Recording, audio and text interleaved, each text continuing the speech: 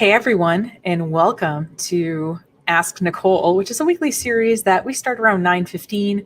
My last meeting went a little bit over, so I started a little bit late here. But the main thing I want to talk about today is buying likes. Now, buying likes is something that is relatively easy to do. Now, rich people have known this for a long time. Yes, you can buy people's affections, right? And as a business person, you might have thought about maybe being a little bit unethical and thinking about maybe buying some likes. Now, what do I mean when I say vanity likes? I mean, it's one thing to have somebody who finds you on Facebook or Instagram and decides to follow your business, or somebody who, leaves a nice review or something like that. But it's another thing to sort of pay for these things. So what do I mean when I say paying for likes? Well, there are two ways to be. Now, it's one thing, like I said, to have a really good marketing campaign, to do good customer service, and to do other things to get people to like you. But there are two things that I think make you unethical in terms of buying likes. So one sort of D-bag aspect to the vanity like thing is buying followers or likes. So there are websites that will say, hey, you can buy some Instagram followers. And the reason that people do this is that there are certain benefits that come to you when you have a certain amount of followers. So I think when you have above, 10,000 Instagram followers, you can have the swipe up feature, which allows you to link to things directly.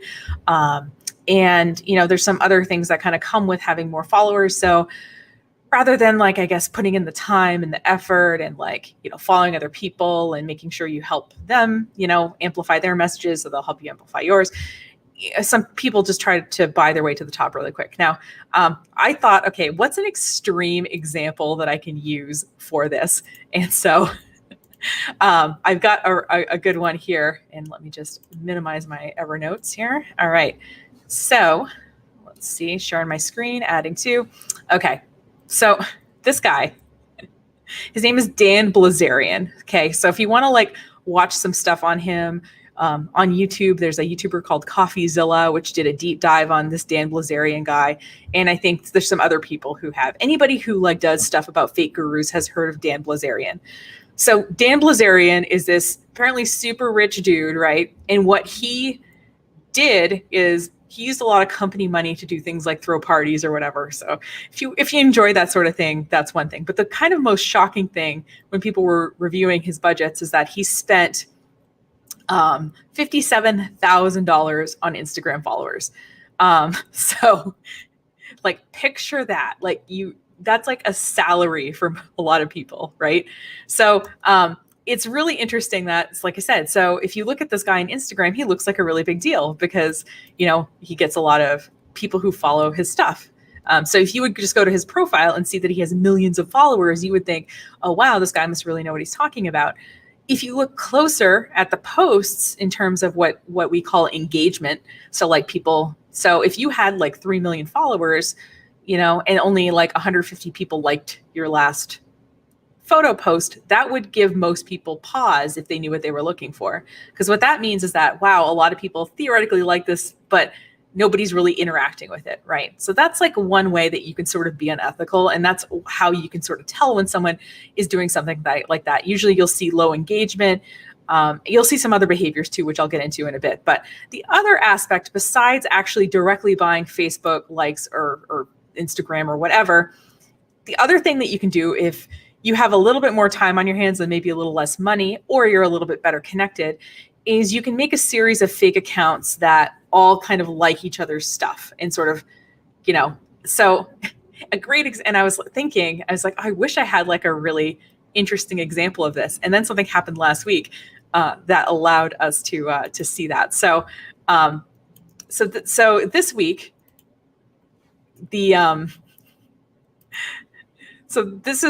I'm pulling this up. So there was a little something, and if you want to hear, sorry, this is a freaking Daily Mail article. There's other sources for this, but this is the one that sort of explained it the best in large font, so I could throw it on the screen. Trevor Noah also did stuff on his show about this issue. So what happened was there's a white congressman, it'll come into it in a second, and he posted a tweet that just said, Obama did nothing for me as a Black gay man. So there's the tweet right there. So as you see how this is problematic, right? This white guy is saying, I'm a Black gay man and Obama has done nothing, or Obama's presidency did nothing for me. So people saw this and thought, that's kind of weird because he's a white guy. And when they dug around, they found that there's a fake account. There's an account. And I forget he basically said, this is from one of my followers, and I was trying to retweet it.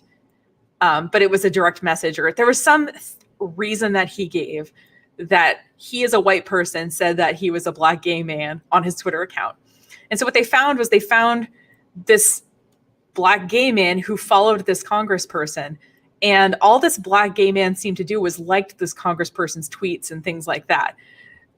So they think it's like obviously a fake account that this guy maybe set up. And people do this sometimes. They'll set up a fake account and kind of try to interact with themselves. And sometimes they slip up and forget who they're logged in as and will interact as another person. So all this to say is that, there's a couple of ways to be unethical in terms of sort of buying likes or buying attention. And it doesn't make you a bad person to think about doing this. I guess it just, I think, makes you a little bit sketchy to actually do it. So as regular people who don't want to buy followers or likes, because we know that when we do that, we're kind of undercutting ourselves. And as people who don't want to make fake accounts that pretend to be different people that are really us, how are we supposed to kind of notice this behavior in other people?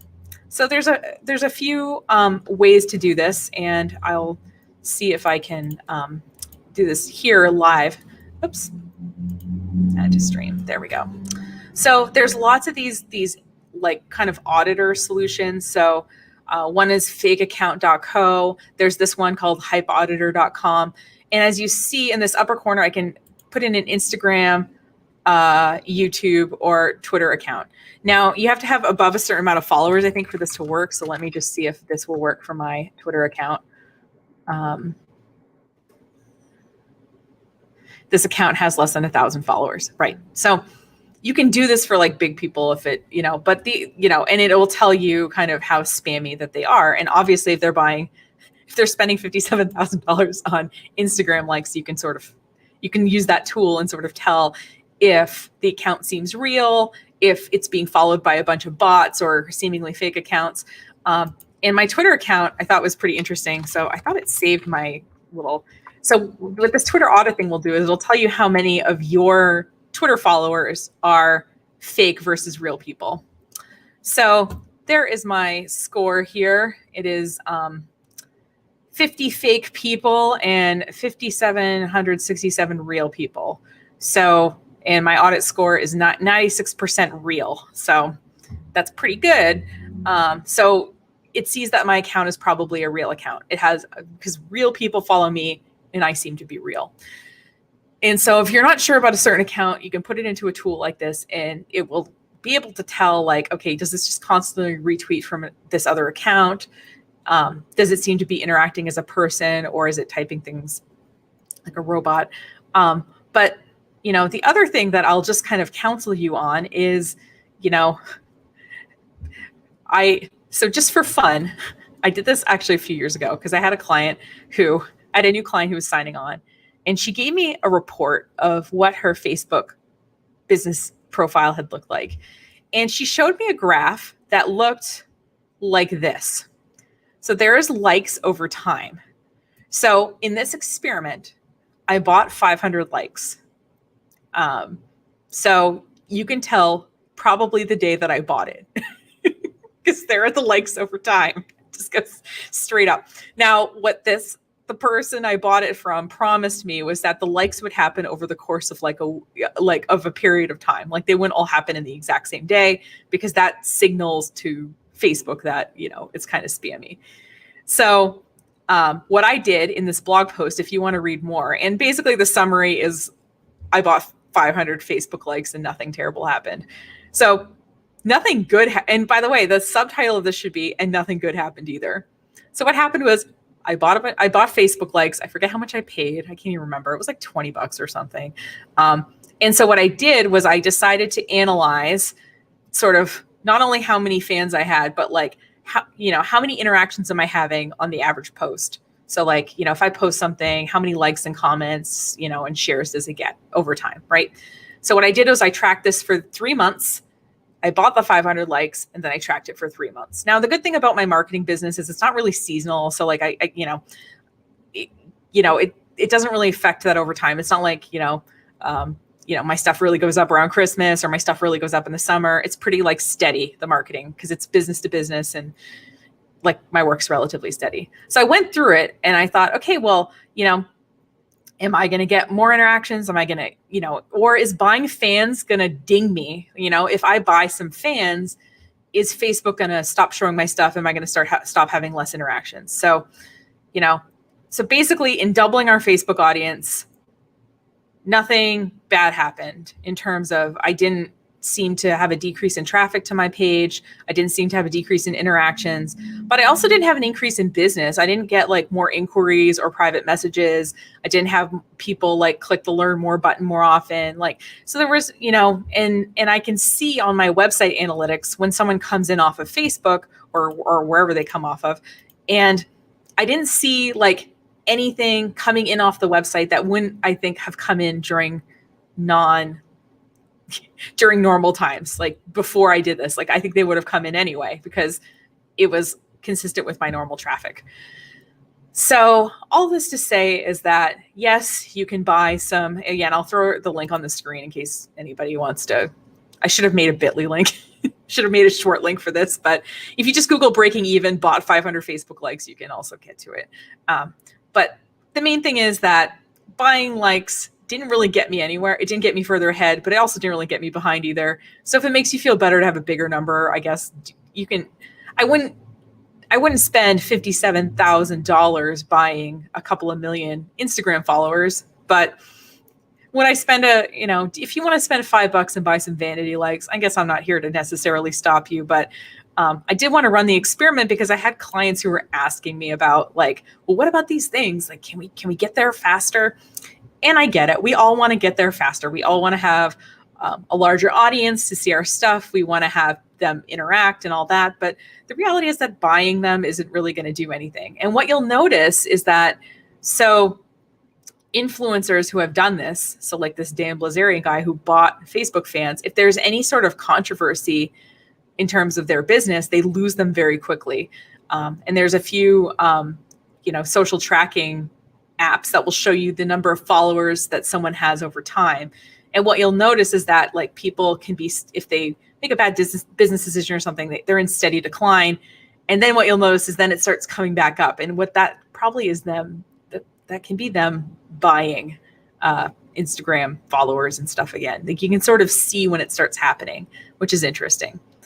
So my message to you today, if you're watching this, is don't buy likes unless you want a little bit for vanity purposes. Like I said, if you're going to buy like 500 or something, I'm not here to stop you.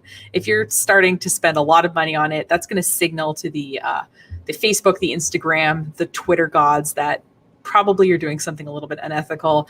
And whatever you do, don't make fake accounts that follow other accounts, because eventually you are going to get mixed up and you are going to accidentally maybe share something that you didn't mean to under the wrong account, and it's going to make you look kind of bad. And we've seen this happen over and over again, but I thought that politician article was pretty interesting because when you tweet that you're a gay black man and you're obviously like a white you have a wife, like a white guy with a wife, it makes you lose a lot of credibility. So for the short-term gains you got, you just lost them all, and you have dug yourself further in the hole as an unethical person. So all this to say is that, can you do it? Yes. Am I telling you to do it? No. And I'm trying to point out in this article I wrote, like basically why that isn't a great idea. So anyway, that's all I got for you today. Thanks for watching. If you have any questions, feel free to send me an email. I'm always looking for topics. Next week is I called it BBW, big, beautiful websites. So I'm going to talk about websites that have a lot of stuff on them that make them slow. So websites that are, 2 to 5 gigs, that take forever to back up or don't back up at all, and how to make them smaller and why you want to make them smaller besides being able to back them up. So, but if you have other topics, like that's the last one I have like a set topic on. And it's not part of this debag series because it's just kind of a useful thing to know. If you've seen some unethical marketing practices though, please email me. I'd love to talk about them. And I'd love to talk about how to avoid doing them as a small business, because obviously they're really easy to avoid, but I don't know about you. When you're pretending to be something, isn't it kind of fun to pretend to be the villain? I guess that's kind of where I'm coming from, is that it's kind of fun to think about being unethical without actually being unethical. That's kind of what I like about this series, is I can kind of find ridiculous examples to show you and we can kind of all snicker at them together and know that we're not going to do them.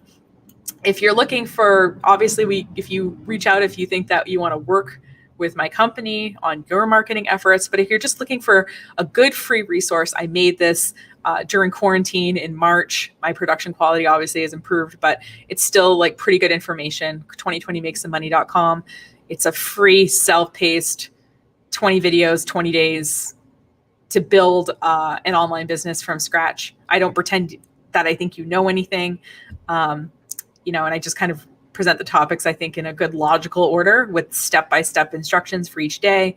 So take a look at that, or you can send that to somebody that you think wants to build some kind of little online income in time for the holidays.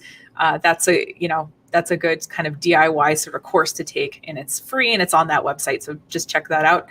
And yeah, thanks so much for watching. It's great to see you, and have a great rest of your day. I'll see you next week. And like I said, if you've got topic ideas, things you've seen and want to know kind of how this unethical person is doing this, I'm happy to talk about it, because just because you know how to do something doesn't mean you should do it. And I guess I like knowing about these things and I like not doing them because I enjoy sleeping at night, and I'm sure you do too. So have a great day.